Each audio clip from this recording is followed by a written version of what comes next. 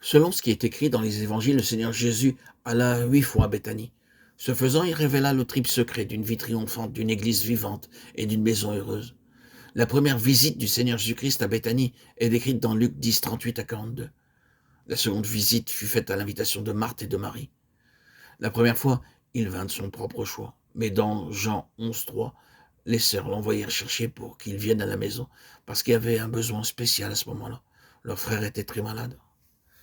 Elle ne pouvait pas savoir alors quelle grande bénédiction le Seigneur Jésus-Christ avait en réserve pour elle, en ne venant pas immédiatement. Au commencement de notre vie chrétienne, nous allons vers le Seigneur lorsque nous sommes malades ou dans quelques besoins. Nous prions uniquement pour nos besoins personnels ou nos problèmes. Dans Jean 11, nous voyons le Seigneur tarder à dessein pour se rendre à Béthanie. Bien que les sœurs l'avaient fait appeler, il ne vint pas immédiatement, parce qu'il avait dans la pensée de leur donner une bénédiction plus grande que celle qu'elles avaient demandée. Elles voulaient qu'ils viennent guérir leur frère qui était très malade. C'est de cette manière que nous prions nous aussi au début.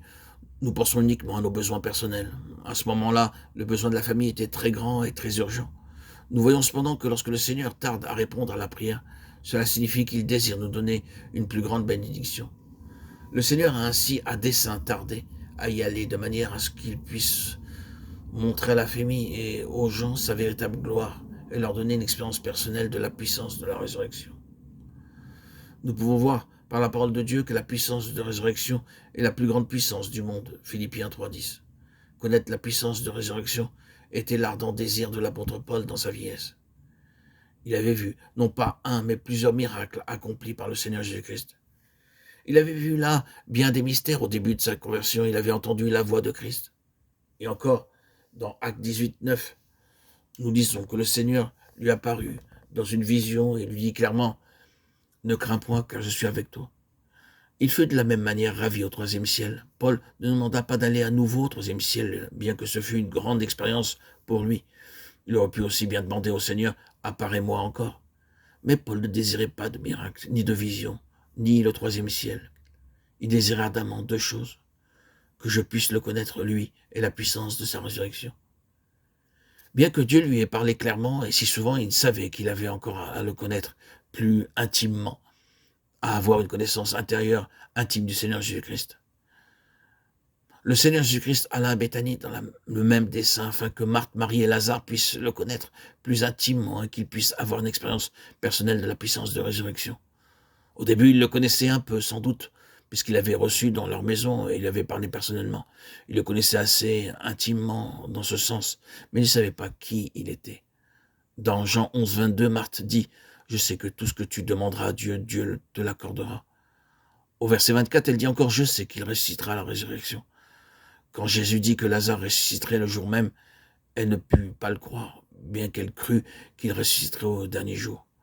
Alors que le Seigneur Jésus était sur le point de ressusciter Lazare, Marthe vint sur son chemin et dit « Seigneur, il sent déjà, car il y a 4 jours qu'il est là. » Le Seigneur leur avait déjà dit de rouler la pierre, et il était facile de croire que Lazare sortirait du tombeau. Autrement, pourquoi aurait-il demandé aux gens de retirer la pierre? Mais leur foi était purement et simplement inexistante. Beaucoup disent « j'ai la foi », mais quand arrive une réelle épreuve, ils n'ont pas de foi. Quelques-uns parlent de la foi et d'autres chantent sur la foi, mais quand l'épreuve vient, leur foi défaille. Leurs pensées sont pleines de doutes et de craintes. Ce qu'ils font n'est pas selon la foi réelle et vivante. Le Seigneur utilisa une expérience pénible pour révéler à Marthe et à Marie la puissance de la résurrection. Le Seigneur fit passer Paul par bien des épreuves. 2 Corinthiens 12, 7, 10. Personne ne sait même aujourd'hui quelle était son écharpe dans la chair, mais nous croyons que c'était quelque chose de très pénible. C'est pourquoi il supplia le Seigneur par 3 fois de lui enlever. Et ce n'était pourtant pas un homme qui murmurait. Il ne s'était jamais plaint au Seigneur, pas plus qu'il ne murmura contre les épreuves qu'il traversait.